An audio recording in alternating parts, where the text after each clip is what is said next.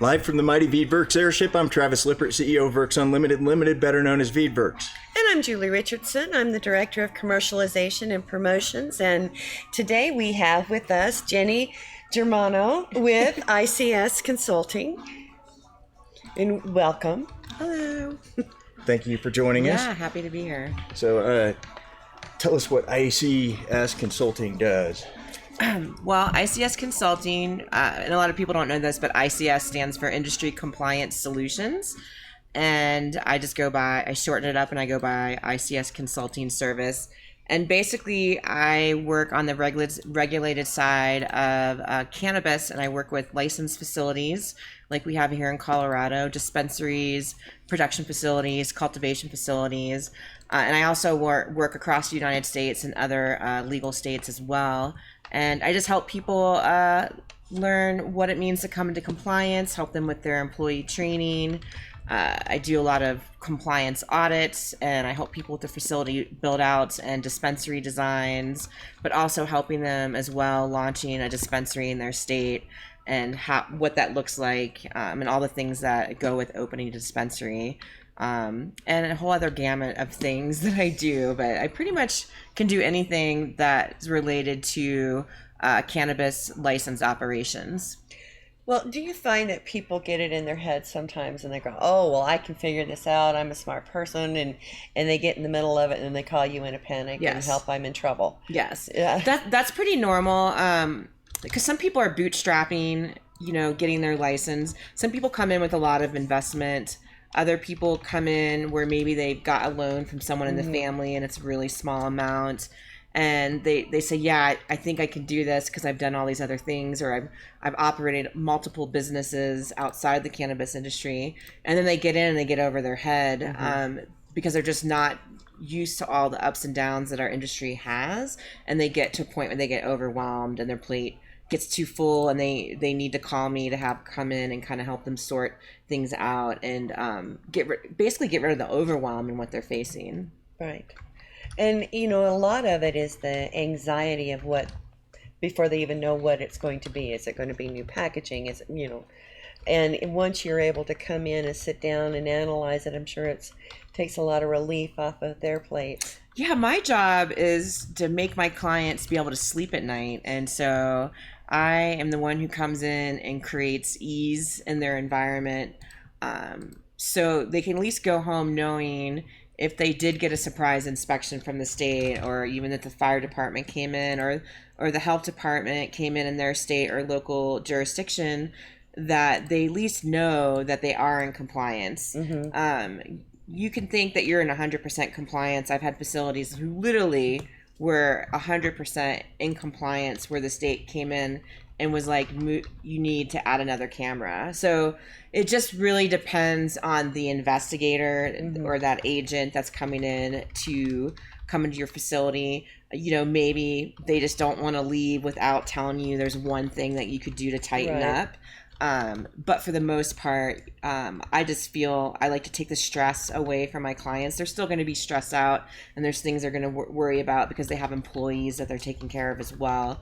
My job is to put them at ease so they can sleep a little better at night, knowing that they're in compliance. Right. Well, right now you're working in 3 different states. Yes. Are they very much the same? Are they 3 completely different entities? What are you finding with this? I'm actually working in more than a couple different states now, but more like licensing projects as well. But so what I'm finding from just even working on a license application or just going into a state that already has regulations is I'm just finding that nothing is as hard as Colorado. And in Colorado, by far, in the states, at least my own personal experience, than the states that I'm working in, is Colorado's the hardest. We have, 800 plus pages of regulations that we're reading, and every every summer we have a new set of regulations that goes through a working group process. And then we get new rules that come out into effect, the red line rules. We're just about to start the work group process here in Colorado.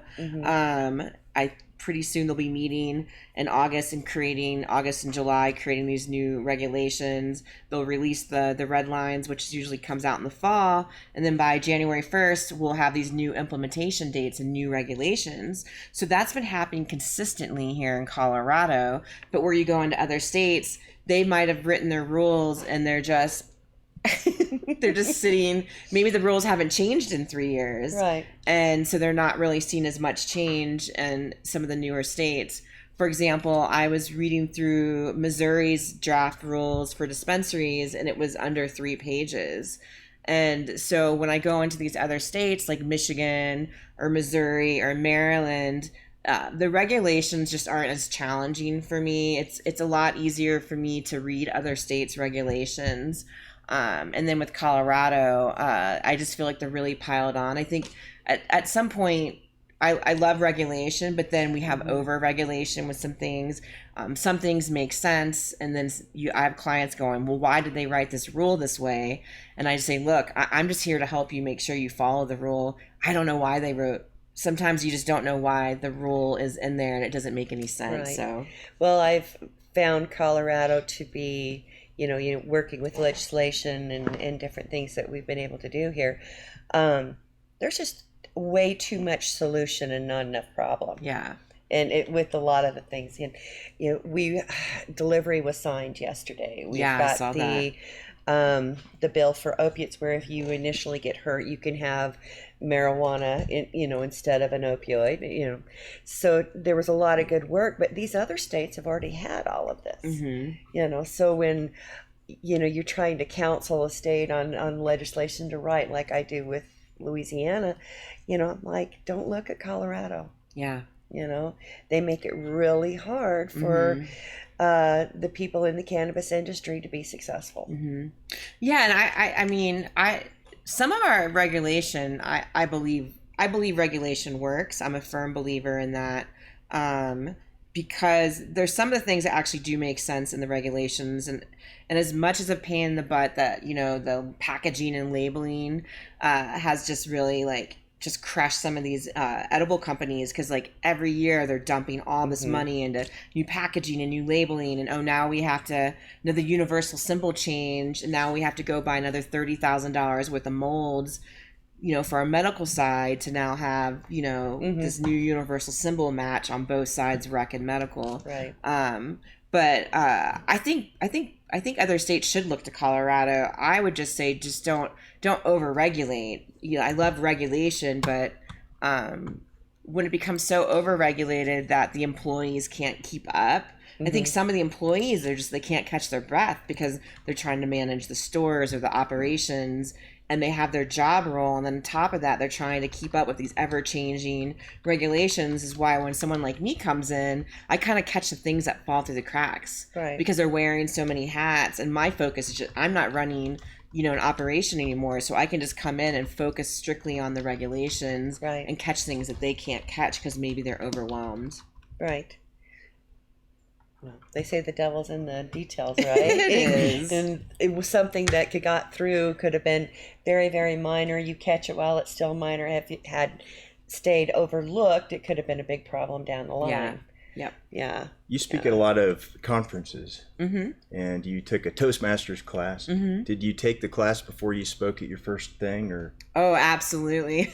I did Toastmasters in Denver for about a year. For some of you that don't know what Toastmasters is, it's basically a public speaking program or club that you pay quarterly fees to, and it's a set structure. So there's, I don't know, maybe 20 to 30 different clubs in Denver alone. There's thousands of clubs all across the United States, and you follow a structure that the club creates, or like Toastmasters itself creates, and then you just follow that structure. So I really loved Toastmasters. It really helped me out with speaking. And then I gave my first public speech on cannabis. I think it was in 2016 at a Cannagrow Expo here in Denver. and I was given a speech in front of cultivators and extractors in the industry. And it was pretty terrifying. It was beyond the Toastmasters class where I got comfortable, giving speeches in that class. I gave about 10 speeches, but going out in front of my peers in my own industry, it was really out of my comfort zone for me. I got to be in the right mood. Yeah. I think I've crushed it before in front of a big room full of people, and I've just absolutely tanked it. And like miserable, dry mouth. You can't even. And I'm not talking about the VIP event either. That dry mouth was from a. You know what I find is that when I mess up or I'm really nervous, or even if I'm my voice is shaking, like I can feel it, and I'll ask people, "Could you tell I was nervous, or could you tell my voice was shaking? Did you know that I messed up?" And they always say no. It's something that's more that I'm experiencing, that I'm thinking, and no one's really even paying attention to those things, is what I realize. Right. So I don't really get nervous now when I flub my words or mess up. Well, we're always our worst critic, Aren't we? Nitpick. It's funny. Travis always watches the show right after, and I have to work myself up to watching the show, and like, what if I did something weird, or I'm never watching yesterday's show. Never. If you haven't seen yesterday's show, you should watch it once. It's about Lyme disease. Yep. It's May is Lyme Disease Awareness Month. We had Jenny Gold on, Team Jenny Gold. Yeah. I'll post her GoFundMe, and Dr. Mueller. Diane Mueller. And we talked about Lyme disease for a good solid hour and 38 minutes. Yeah. And I still was doing that like 10 hours later. It's checking for ticks. Oh, yeah. I said yesterday, I'd rather get bit by a rattlesnake than a tick at this point. Yeah. And I'm serious about that. Like the short term is going to be a lot worse, but long term. But now they're saying it's mosquitoes and fleas too. And birds.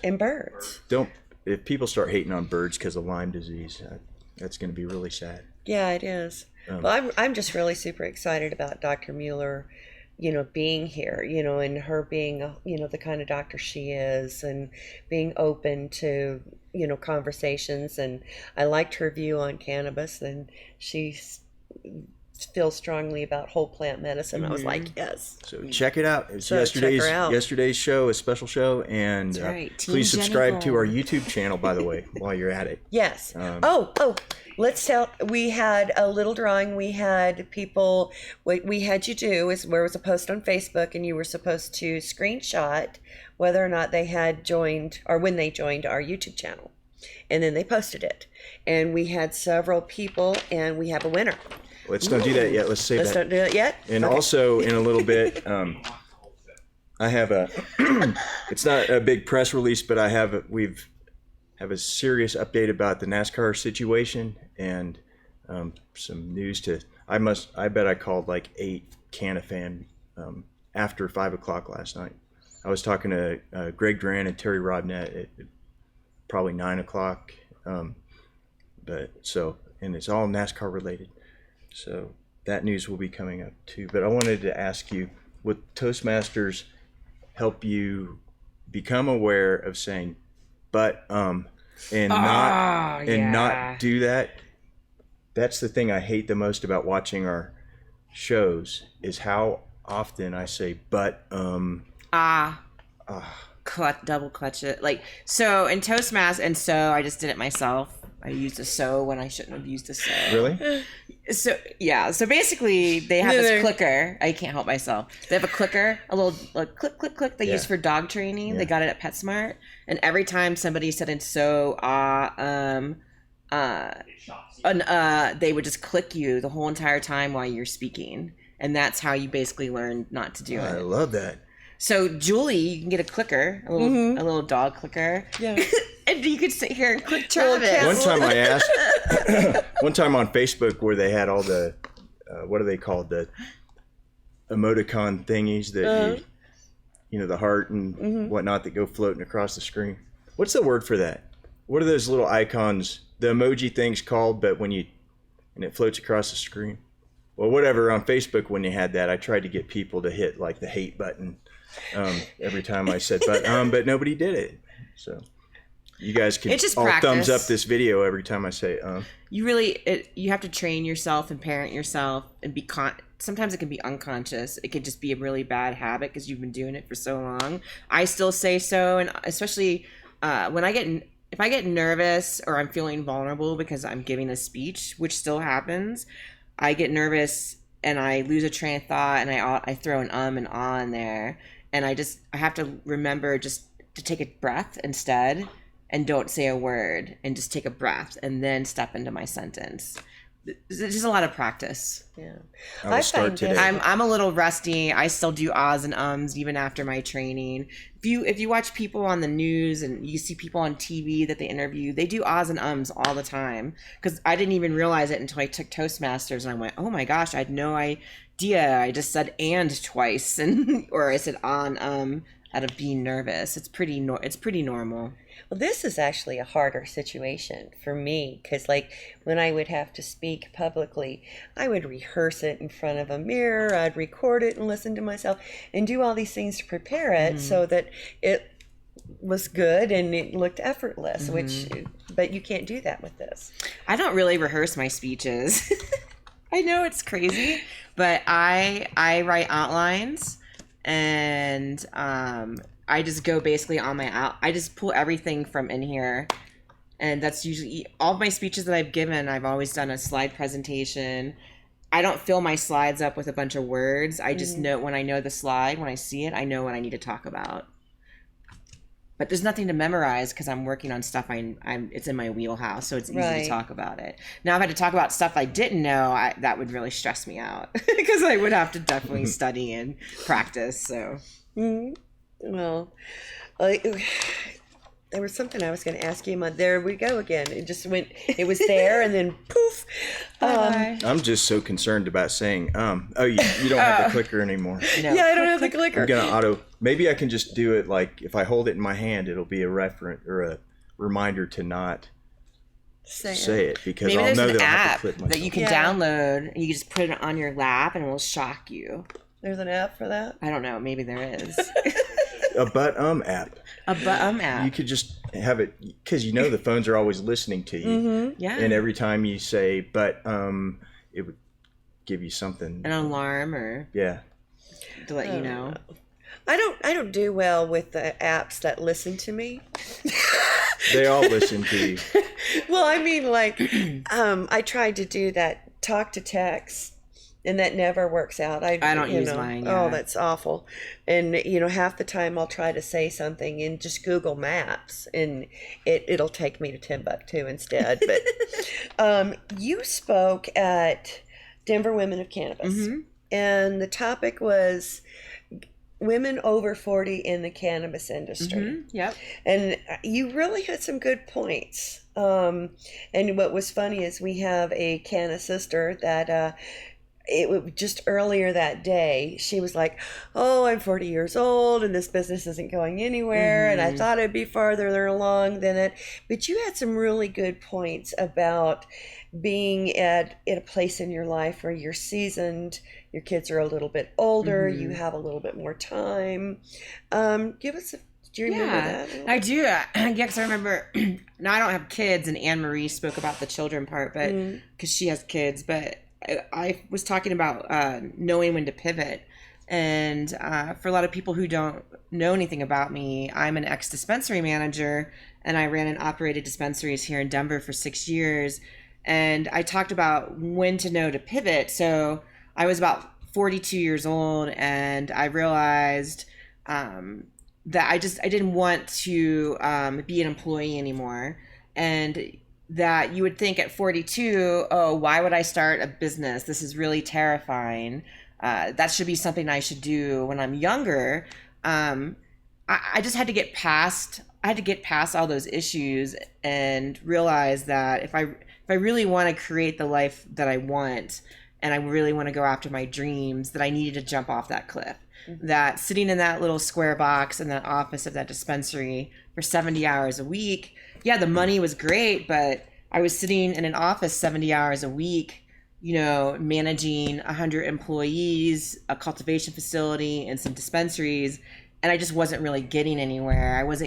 I couldn't enjoy my life, and I couldn't have the balance that I wanted. I was literally working 6 days a week. So I would just say for those women and men that are out there that even if you're over the age of 40, you do not have one foot in the grave.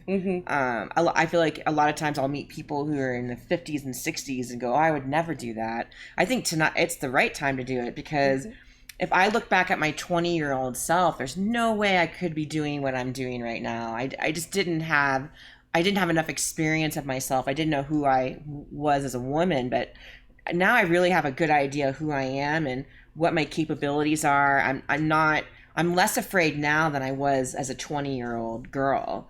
I have more to risk, but I feel like I should risk more than anything now in my life, because who knows, I maybe have the next, half of I'm 46, so I still have, maybe I'll get to 100, I don't know, but I still have a good chunk of my life to live out. And I just don't want to live it being an employee. So I would just say for anyone who wants to start a business, don't let your age hold you back. And even if you have children, I know plenty of women who have children and they go to work every day and they run a business. Rachel Ardenay, who was on here, she just recently had, she's on her second child.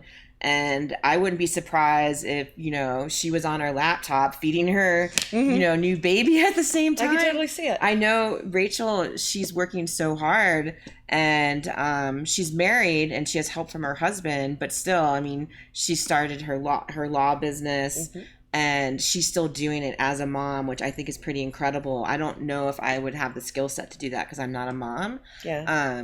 But I do know that I think women should not be afraid to start a business in their 40s or 50s or 60s and just to go for it and just jump off the cliff. For me, what do I have to lose? What do I have to lose? I can always go back and get a job if I have to.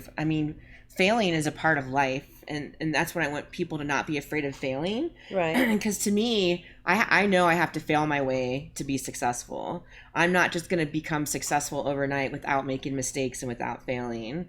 I need to make those mistakes. I need to fail.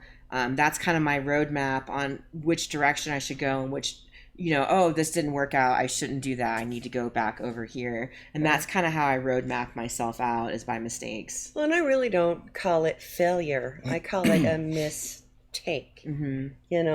Maybe it was a great business idea, a great plan, but maybe your timing was off, or maybe the location was off. It was a mistake. Not necessarily anything against that person. But learning opportunity. Every day is a learning opportunity in my business. I don't know how long I'm going to be the owner of ICS. I don't know if I'll ever get employees. I might just decide to get acquired one day, which is really terrifying. Even at 46, going, I just spent the last 4 years building this business. What happens if I decide to go under an umbrella because I want to be part of a team? There's still so much ahead of me.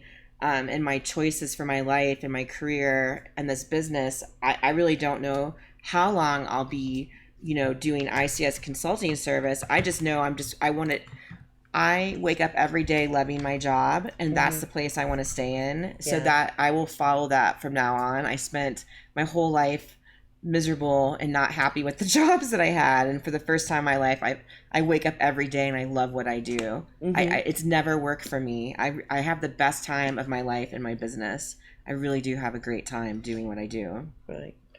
I understand that completely. In my 30s and 40s, I had a business and my husband had his, and it was great because you can't fire yourself. Nope. Or you shouldn't. Well, you can get fired by your clients. Yeah, but that's true. That's true. But that wasn't necessarily the issue. But now that I'm out here and in a different industry, and this is what a lot of women our age go through, is not only sexism but ageism. Oh, ageism, yeah. I knew I wanted to cut that sound out later. So all right. And that's a big scare. Once women get to 40, 50 and they have they're trying to go into the job force, and there is a 20-year-old that is willing to do it for half the money. That happens a lot. Yeah, so 100%. it's a good idea, to go out on your own and do your own thing. And I've already done it.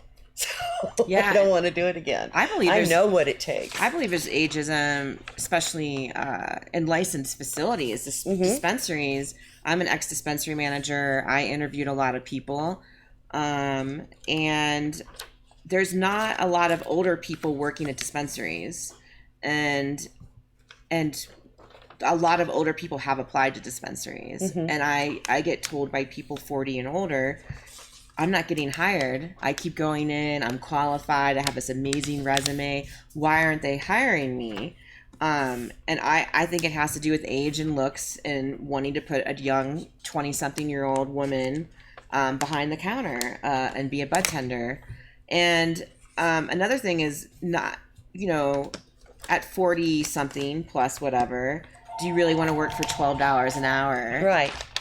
And what can you do with $12 an hour? And that's another thing, is also what the employees get paid out there contributes to ageism.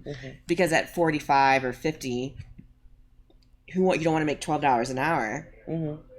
I made $12 an hour, but that was 10 years ago when I started in the industry. And I worked 3 jobs and worked in this industry in order to get my foot in the door. Well, yeah, we have to tell people that all the time. They think they're going to come out here and they're going to get a job in the industry and they're going to make all this money. Hey, guess what, boo-boo? No, you're not. You're just not. The jobs are there, but it's not, the money isn't there. And a lot of it, we had a show a couple weeks ago about banking issues. We always, in the cannabis industry, that's always, a huge part of it. But from your standpoint, because this is across the board, we hear this all the time, low wages in the cannabis industry. Why would you think that would be? Is it because there's no tax breaks, or? I think it's a mixed bag of everything. I think one, these businesses, if they're small, so there are companies that pay really well, just so you know. But what are we at? Over 1,000 licenses or more in Colorado now, licensed facilities. It just depends on how much money's coming into the facility. If it's a mom and pop store versus more like, more of a bigger company, like maybe like Green Solutions is a really big company and they have multiple stores. And they probably have the ability to pay their employees more, give them benefits and stuff like that. But you get in these smaller stores, you don't even get health insurance or any kind of benefits. You're making $12 an hour. I think they're getting crushed by tax code 280E, and they're getting taxed at a rate of like 70% or higher. And they only can write off the cost of goods sold in their facility, which I think can really cripple a dispensary or a grow or a I'm just watching airplanes fly by. It's always exciting over here at Veedverks. Congratulations to the U.S. Air Force Academy class of 2019, by the way. Yeah. So anyways, yeah, I think the challenge is a mixed bag of everything. I think people think, oh, you have a dispensary, you must be a millionaire. Well, they're really not. And I think that's why employees get paid $12 an hour. But like I said, there are companies out there that really do pay well. I have some clients that pay well, and they don't even have a revolving door with employees. They take really good care of their employees. So it just depends on the owner. It depends on how much money they're bringing in. It's how much they're getting taxed. And maybe they're all about the money and they don't care and they just want to pay their employees $12 an hour. So it could be a little bit of everything. Right. I'm trying to do a real-time discount on here because after we give away that starter kit, nice. Just making sure that we had enough starter kits. So we're going to give away a starter kit to people who subscribe to our YouTube channel via Facebook or whatever that contest was. But so please subscribe to the channel, and I'm getting ready to put up a discount code that you can save how much? 25% off cartridges and starter kits. Nice. Sweet. So I'll keep working on that. Okay. It's been a long time since, we never really do that, but you guys are doing such a great job of talking without me. Yeah, sorry. Have time to do these We're leaving things. you outside. I want to ask you, when you manage the dispensaries, how do we get our products into dispensaries? Like when we started in CBD derived products? Hemp derived CBD products, I think that the law just changed. Pretend that I haven't read it. Sorry, I don't know yet. Yeah. But just pretend that it's okay now. Yeah. And I've got cartridges and lotions. Like, what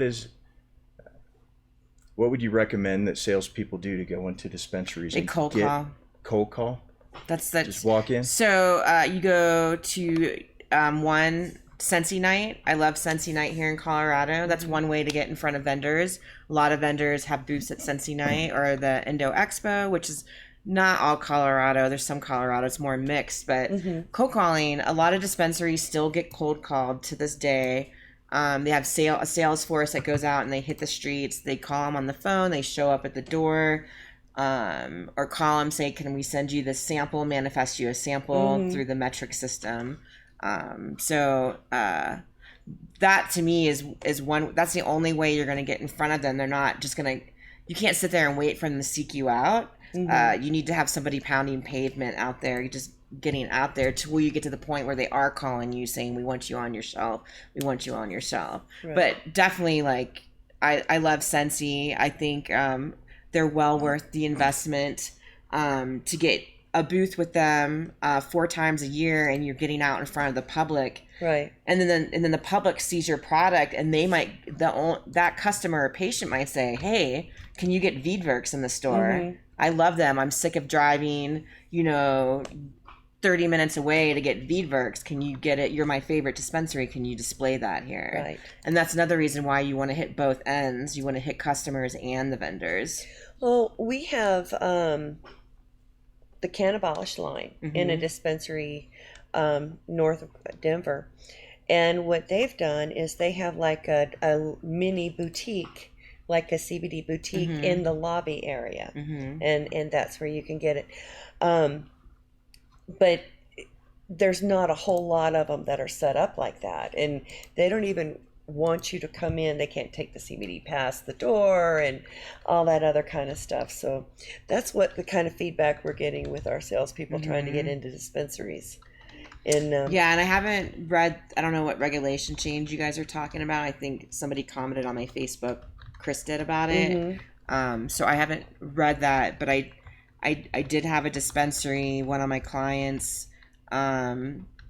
want to put CBD on their shelf, and I basically went and got the statement of position from 2014 on the MED website that basically clarified what a consumable product is, and that it has to be a consumable retail marijuana product, which means CBD does not come from a licensed facility. So I can order a CBD product from a licensed facility that's a MIP or a grow.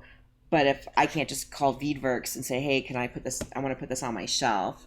So I'm not sure specifically this regulation that you're talking about and how they're going to deal with that. If that means you guys are going to be licensed and in the metric system. That's the deal. Because everything is run through metric. That's the deal, is that the hemp has to be run through metric. Yeah. So it has to have basically a package tag associated with it. Yep. So yeah, I basically that my client can't keep any CBD products in his store. Yeah. I mean, not even in the lobby. I don't know whose store has theirs in the lobby, but unless they're licensed, but that's a restricted access area, and it's only retail products only from a retail marijuana establishment. So it just gets a little tricky. Well, these are candles they have, so candles. It doesn't matter. They're not consumable. It's not one of our CBD products. Yeah. It's just candles. But that's that's like T-shirts and lighters. Yeah. Are they candles or are they electronic smoking devices? Right. That would be awesome. That House Bill 1076. It's really a vape pen.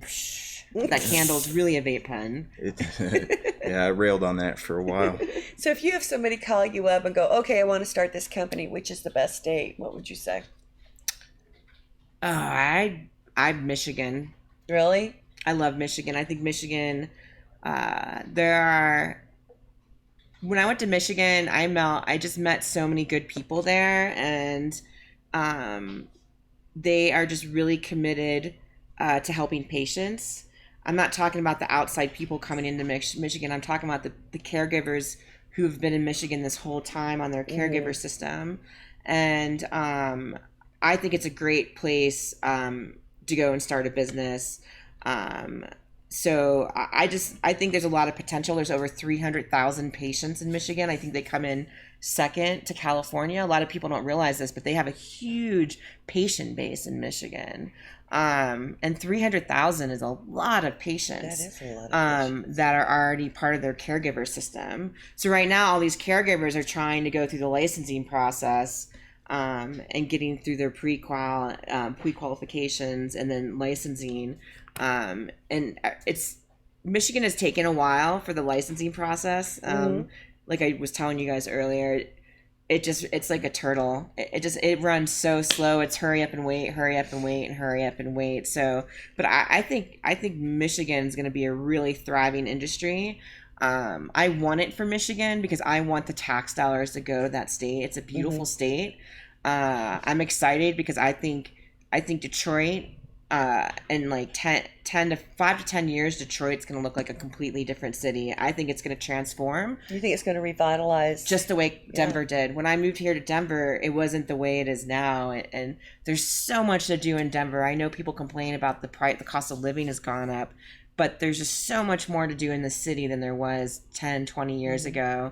And I remember driving down South Broadway and there'd be empty buildings, and Rhino was nothing but empty buildings. And now all these empty buildings are filled up. And that's my hope for Michigan and places like Detroit, where I drove around and there were a lot of empty buildings in Detroit. And it's, they need help with the infrastructure and the roads, and they need the tax dollars in Michigan. So I'm pulling for Michigan. I just think of what it could do just for Flint. Oh yeah, they're still having water issues in Flint. So yeah, get a bunch of hipsters up there; they'll take care of that. Yeah, and I think what they could do with the whole water system in the whole entire state of Michigan and clean up places like Flint, and so I think Michigan's going to be a really hot spot in the cannabis industry. That's because when you think about the cannabis industry, what do you think? You think Colorado, you think California, and you think Oregon. Mm-hmm. Yeah. And so now it's, now we have Washington State, and it's little by little we're all coming on. I just know I really respect Michigan's advertising budget. Mm-hmm. I've seen their commercials running in so many different states when I've been there. For as far as visiting Yeah, Michigan? like the Michigan, come visit Michigan commercials.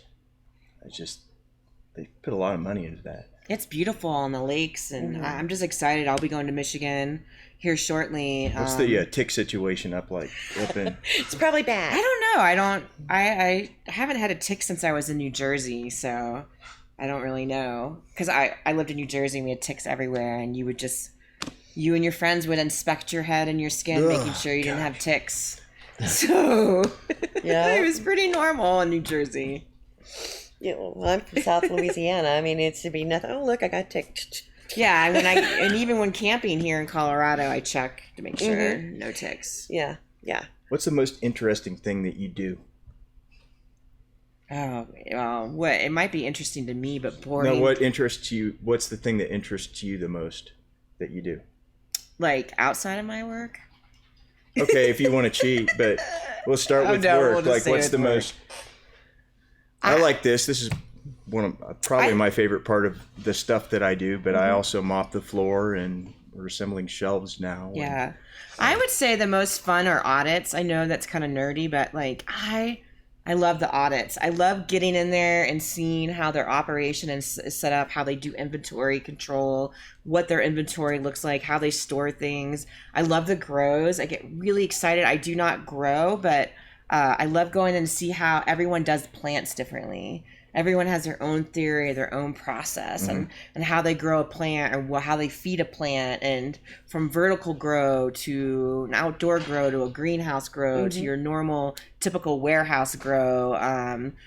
To me, that's fascinating because there's nothing boring about that. There's just so many different ways to do something. And so when I get to come in and audit those facilities, to me, it's like Christmas. I get to, of course, I'm there and I'm helping them and auditing them, but it's just the area I function the best at. It's like my favorite part of my job, besides doing my own marketing and doing my own photography and doing my own social media for my business. That's my second favorite thing. But my number one is audits. What's must your be a least? numbers Then person. what's your least favorite thing? Billing. Yeah, collecting. The admin. I mean, some of the admin stuff is really not exciting, and the invoicing and writing proposals can be challenging because I'll spend, even though I have a template, I'll spend an hour on a proposal, and then people don't even get back to you after you send them a proposal, and that's probably the least part of the favorite part is probably the rejection. Yeah, I was gonna say The the rejection. Even Hate cold rejection. calling, the rejection is really challenging. I cold called for 4 years. I still cold call. Like if I'm going 3 hours away to an audit, I'll stop at a couple stores on my way to my audit. And it's just, sometimes you meet you connect with the employees and they're so excited you stopped in, and other ones you can just feel them pushing you out the door, and it's the rejection that's really hard. But you have a really solid mindfulness practice that, helps. I know I called her last night and I wanted to go over a few tips, and here she is. She's going into her karate class.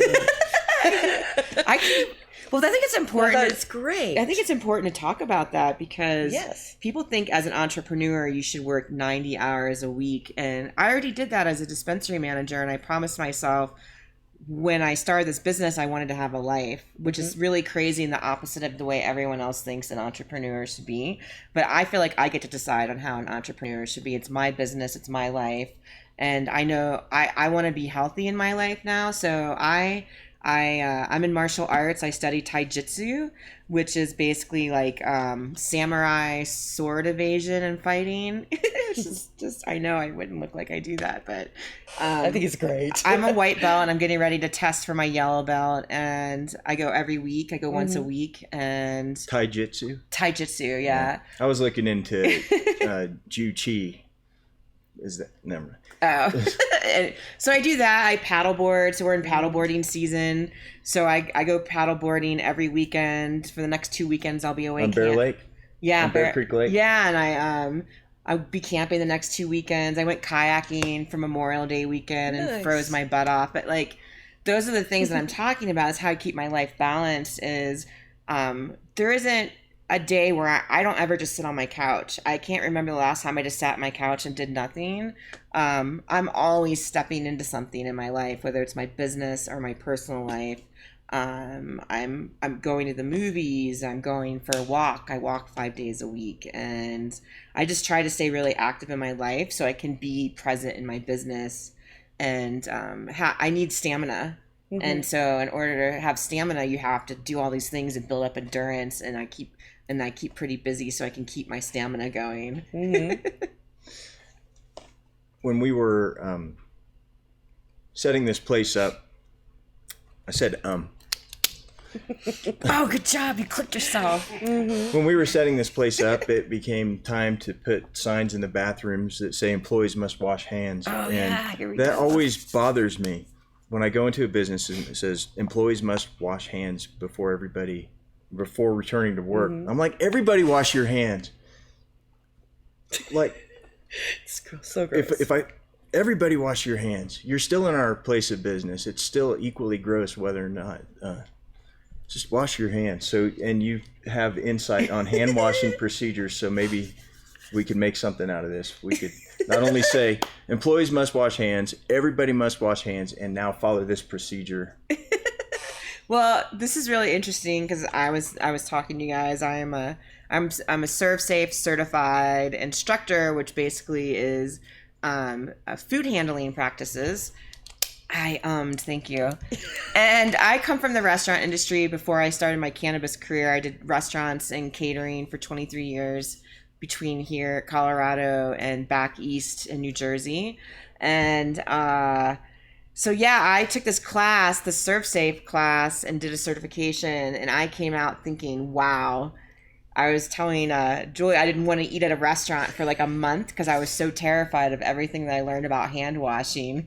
And so I'll share a tip with everyone. One of the things I learned for hand washing is that sanitizers, the little pumps you see everywhere, does not count as washing your hands. No.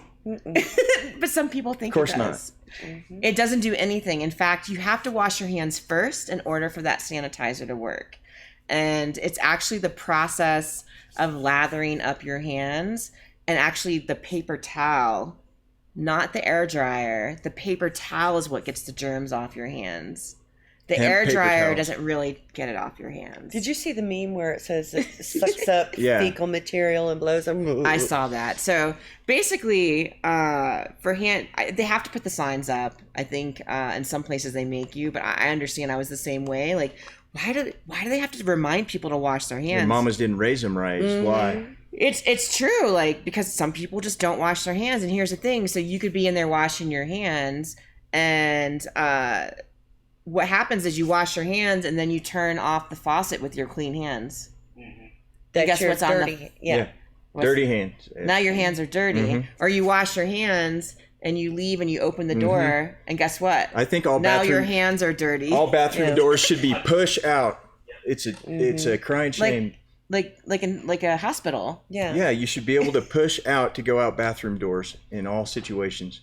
I I have a love-hate relationship with the automated ones, the little sensors, because sometimes they don't pick it up, and I want to be the one who decides how much water I need. But the paper towel thing, oh yeah, grab the paper towel, turn off the faucet. It's what you open the door with. You keep the door open with your foot, and Yeah. Well, the places that people miss to wash are in the webbing of your hands and the side. All this, they don't wash any of this. They just kind of do this, but they don't go like this. So now I make sure I do this, and you're actually supposed to wash almost up to your elbow, all up in here, anything that's exposed. And if you're in a kitchen, like if you're in a MIP facility, you should be taking off your apron, your chef coat. Even if you have like a laboratory jacket on, that should all come off before you go to the bathroom. And people don't take that off. Think about it. You're wearing that into the bathroom, and then you're going back into a clean kitchen with that apron on. And so that's how germs can spread pretty much. And they can stay up into a contact surface for up to 48 hours. Yikes. And I call them, I know this is going to freak people out, but I call them poo hands. Poo hands. I know Travis doesn't like that. What about nail brushes? I have those all over my house as little brushes to really get in crevices and stuff like that. Yeah, they're good. Yeah, but so hand washing, it's a really good thing. We were talking about this earlier. So your phone is pretty much the dirtiest thing. It is so disgusting, all the germs on your phone. People take their phones into the bathroom. They take them everywhere, and you're touching your phone. So you have to wash your hands after you touch. Anytime you smoke, you open a door, you leave, you end a task and start a new task. You should actually wash your hands before you put rubber gloves on. You shouldn't just put dirty, because what if the glove gets ripped open, and now you've got a dirty hand under a glove that just ripped. Plus, you get the other gloves dirty when you take out the first dirty glove. Yeah. Our entry. Yeah. Germs are freaky. And so are ticks. Yeah. We're still talking about ticks. I'm telling you, it's like that's the one show I'm not going to listen to after we do The it. heebie-jeebies. I know. I had ticks, imaginary ticks, crawling through my hair for hours after that.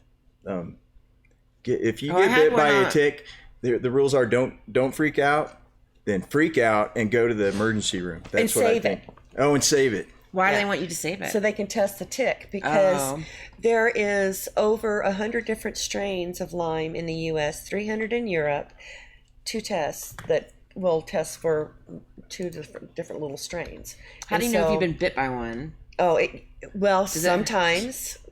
Sometimes there's a big bullseye, but the doctor was saying yesterday only 25% of the cases even have the big bullseye.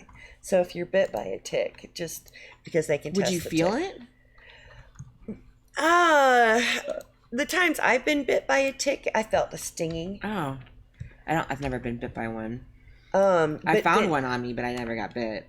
It was embedded in your skin. Found one. No, Well, I would crawling. call that biting. It was crawling. It wasn't embedded. It was just crawling. Crawling. Yeah. No, not embedded. Not embedded. I know. It's heebie-jeebies. I get it. No. What is the most? So you do several different. How many profit centers would you say that you have? Like, is it? Would you just call it all consulting, or do you kind of have things divided up into? I've got my auditing type of my business, and then I've got my compliance part. For like as What's far the as most when you're working? What is the most profitable thing that you can do with your time? probably audits. Audits and employee training. Charge by the hour? Or do you fixed price projects? I do fixed price. I charge by the hour for licensing. I charge by the hour when I work on people's license application. But my audits are a set price. But I can do an audit every day if I had to, 7 days a week. If people would hire me to do audits 7 days a week, See, I have you've no got problem. to be a numbers person. I mean, that's got to be your deal, because I know I was sitting in a board meeting last night for a nonprofit, and we're trying to see who's going to be secretary. Oh, no, not me. I'm not. No.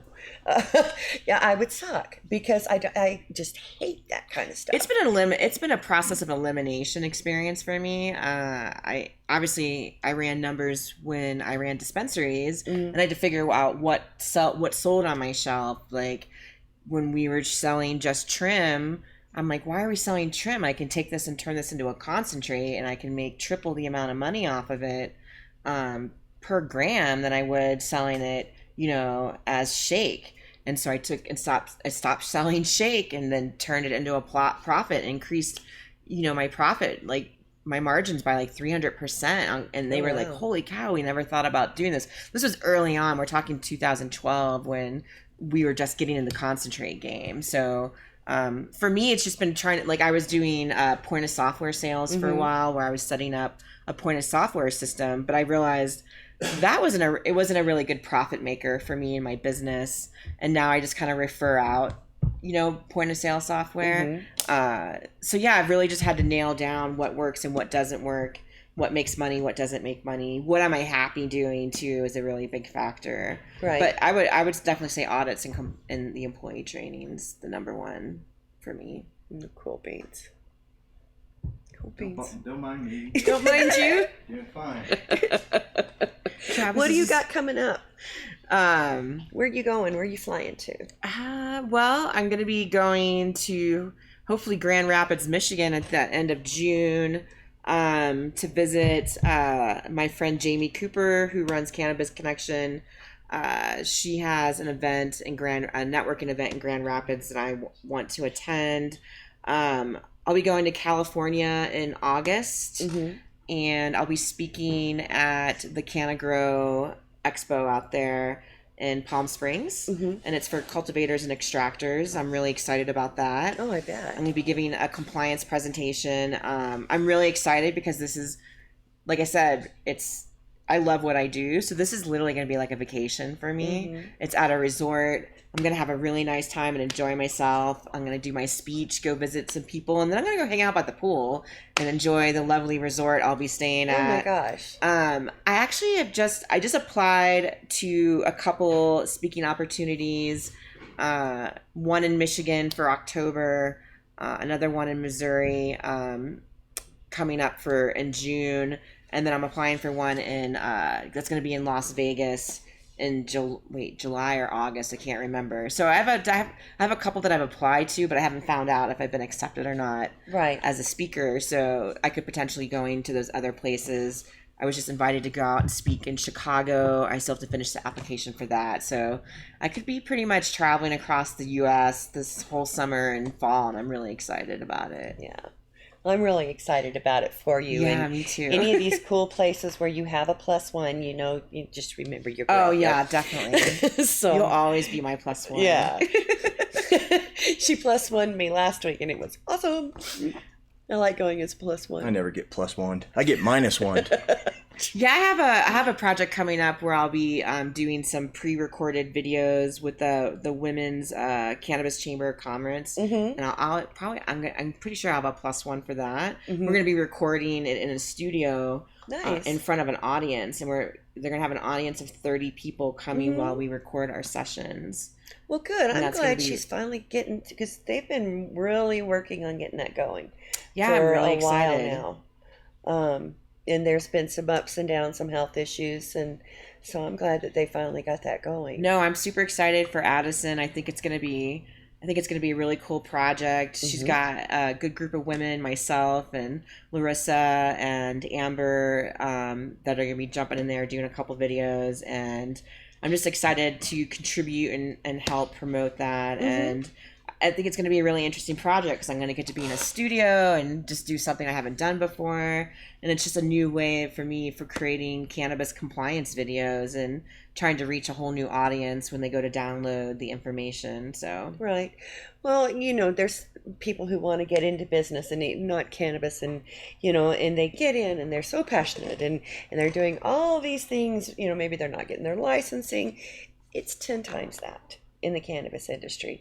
And I know there's been times with the Women's Cannabis Chamber, we'd have people just so excited and come to join, and we're just having to pull them back. yeah. And, well, no way. So, this is good. It's almost like a little incubator program that she's got going. Good deal. Yeah, very excited.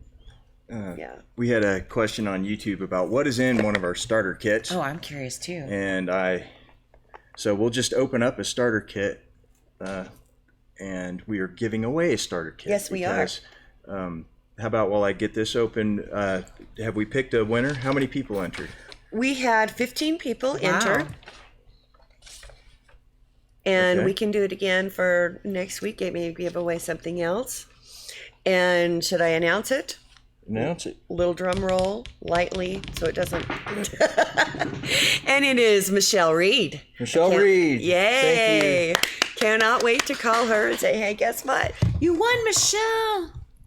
Okay, so here's a starter kit, and we seal them with these. We put stickers on them. We spare no expense on our packaging. I love it. And let's see if I can get a better angle on this. Nope, I can get a worse angle on it.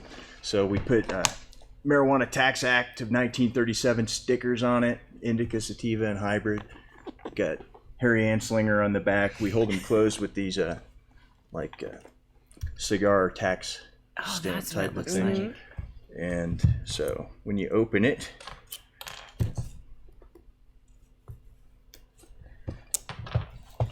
then Wow. first thing you get is a great big support That's card in case you have any it's like a questions. cigar box. Yeah. Because you might have questions about the battery, because it is an awesome battery. It's not awesome when it gets to us. The failure rate when we get it is about 9%, but we test every single one of them. And it's to get a lithium ion battery insured it's difficult, and we have to jump through a lot of hoops with QC just in order to have the product liability insurance that we carry on it. So it's got instructions about how to use it. It's a variable voltage battery. It's pretty sweet.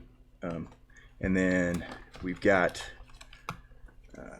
stickers. We love stickers. So there's a Veedverks logo sticker, a sticker that we use to keep the battery packaging closed when we sell those individually. Your own unstuck to anything Marijuana Tax Act stickers. cool. Another one of these, because after you cut that open, you'll realize, like, oh man, that was a cool sticker. I wish I had one of those. So there you go. And we got some literature in here that just talks about general stuff about what we mean by indica, sativa, and hybrid. And then Those are all vape pens. how the charger Rock works. parts. We have the charger is I'll tell you about I don't mean to hijack all this, No, but I'm just want to tell you excited. what we're giving away. This is one of the new batteries. Join the raffle. So if you remember, we were having, we had trouble with the manufacturer quadrupling our minimum order quantity, and it turned out the holdup was in the screen printing or the pad printing on the battery.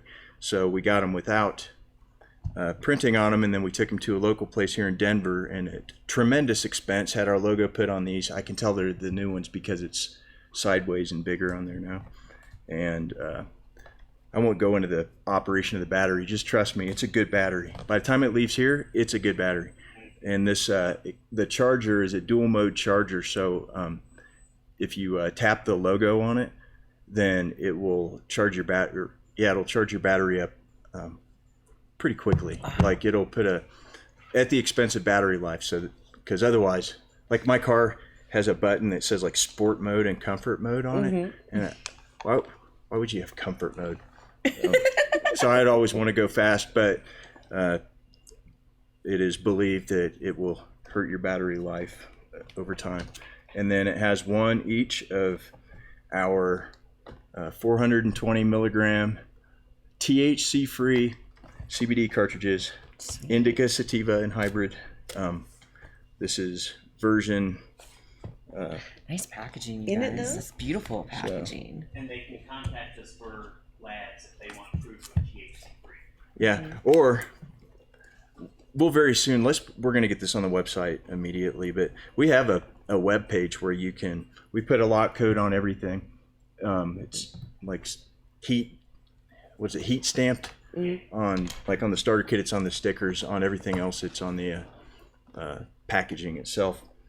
Soon to be replaced with QR codes that'll go just straight to the lab results. But you can just type in the lot code of whatever you buy from us on this web page, and it'll give you the labs for it. So That's pretty cool. yeah. So that's what's in the starter kit. It's got 420 milligrams in each cartridge, and it's pretty awesome. So thank you to everybody who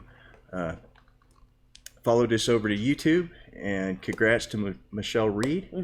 And one last thing about this box that I don't know if we tell people this or not, but like when you're done with this box, like you can put your weed in it. Oh, we do tell people that. This has its magnetic latch on this so box. cool. It's Stash box. little neodymium magnets in there. It's a sweet It's box. a sweet little box. And it takes a lot to get it. It's because this is handmade. And the only place that they can possibly hand make stuff like this is in China. And so they make all of these by hand, and then they're big, so they have to come by boat. And so Is it really? yeah, Wow. they have to come by container ship. So the lead time on them is 9 weeks, 10 weeks. Wow. And so we put a lot of effort into it. We take a lot of pride in it. And if you didn't win the contest and you would like to save 25%, then I put a link in the live chat comments here, or just go to veedverks.com and at checkout, use the code YouTube, and it'll save 25% off of indica, sativa, hybrid 420 cartridges, and the starter kit. Sorry. Nice. And while I'm rambling real quick, since I promised people NASCAR news, where we're at with NASCAR is they want us to send our products to a lab to get tested, and they want to verify that I should click myself, and they want us to send our products to a lab so that they can verify that they contain no THC, which they don't, which you can verify for yourself with the lot code. But this lab is in Utah, and it's a urinalysis lab. It's where like athletes, anti-doping type of, checking urine and blood for steroids and cannabinoid metabolites. So I'm unconvinced that they're qualified to test the product. But the other thing is, in fact, I'm not even going to tell you. And if I already talked to you, because I must have called 8 people, I'm telling you, yesterday after 5 to talk about this and get advice. But guess how much the lab tests cost in this lab that may never have tested a product before, unless it was a blood product. Is anybody making a sorry, True Blood with CBD? True Blood. That would be great. I love that show. So that's where we're at with NASCAR.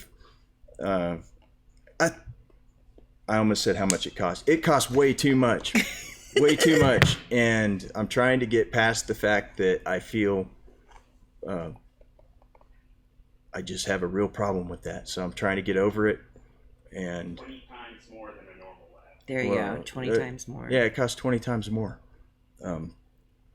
So that's where we're at with NASCAR, since I promised people news. Now I'll shut up. Sorry about that. Yeah. 20 times more for one sample. One sample. That's crazy. Mm-hmm. Yeah. Yeah. Well, we've been on for an hour. Well, That just went quick. do Yeah, you know it any does. jokes? Do you know any jokes? No. I don't know any jokes. I'm the worst at jokes. I'm funny, but it's just more of a natural thing that happens. I don't plan for it, so I don't know jokes. Do you believe in Sasquatch? I do. Me too. The New Jersey red dove. The only reason I know because this is a true story. I lived on 20 acres of land in the forest. I think it was the Pine Barren National Forest in New Jersey. And our dirt road was a mile long to get to the cabin that I lived in with me and a bunch of hippies. And this is in my 20s. And people had to park their cars at the end of the road because they would rip their muffler off. You had to 4-wheel drive only. Oh, wow. So you'd have like a truck or 4-wheel drive to get down our road. Or if not, you had to park your car and walk the road. So my roommate, he was coming home from work and he was riding his bike. And he swore that some big creature came at him in the middle of the night. And he basically dropped his bike and ran to the cabin, like freaking out, saying he saw a Sasquatch. But I mean, that's about as close as I've gotten. Oh, I no. bet Sasquatch has a bunch of ticks. And he was covered in ticks. He Yeah. could be like a possum and take them off and eat them. When's our next show? What are we doing next time? Oh, we have a fabulous hemp week planned. Next week is Hemp Week. Disregard everything I said about calling on stores next week. We have, we have Flora coming. We have Hempway Foods. We have, So we have Chris Bedrosian from Yes. Flora's Mercantile. We have Carla Boyd from Hempway Foods. Good people. we have Eric McKee. Eric McKee. We have Left Hand Hemp, who is Kelly Thornton. And we're waiting on confirmation for the Wednesday person. So one more. But the big day is the Saturday because we're going to be at Ozone. Ozone's having the Flow Out Hemp Week celebration. And Veedverks is one of the sponsors and we'll be there. Yeah. You know who I would like to have next Wednesday? Who? Is Adrian Zelski from HGH Seeds and also Yes. from Dub Conscious, who I'm playing in the background. Sweet. Well, I have Because his I want number. to talk to him about Dub Conscious Yeah. and also growing a lot of hemp. Sweet. I love this kind of music, so I'm down with that. Yeah. Yep, He's Canna yep. fan. You've probably seen him before and just I probably didn't know. didn't know. Mm-hmm. Didn't know.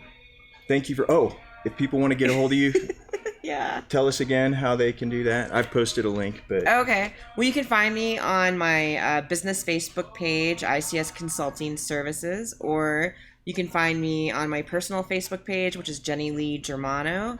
I'm on Instagram, Twitter, and LinkedIn. You can find me as well. You can message me on LinkedIn and connect that way. and you're also on YouTube. Yeah, Yes. I have a YouTube. I forgot. What's Thank your you. YouTube channel? I don't know. You don't know? Sorry. ICS Consulting Service is my YouTube channel. It's just my business name.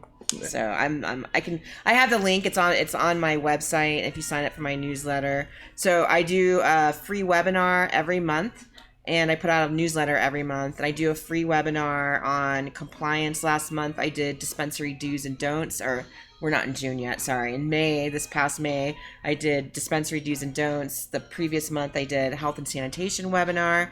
And these are all on YouTube for free. They're hour-long videos full of free content. So I would definitely, if you can, follow me or subscribe to my YouTube channel. And thanks once again to everybody who helped us get past that first 100 subscribers that we need so that we could tell you that our YouTube channel is now finally youtube.com/Veedverks. Please subscribe, share this out. We're dropping knowledge a couple, 3 times a week and potentially 5 days next week for That's Hemp amazing. History Week. So thank you for joining. Thank you, Julie. Absolutely. And I am Travis Lippert reminding you, if you don't get hemp here, get hemp somewhere.